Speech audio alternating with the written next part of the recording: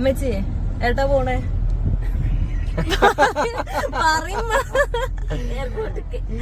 എന്തിനാ പോണേ? മക്കളെ കൂട്ടാന് പോയി തരാല്ലേ.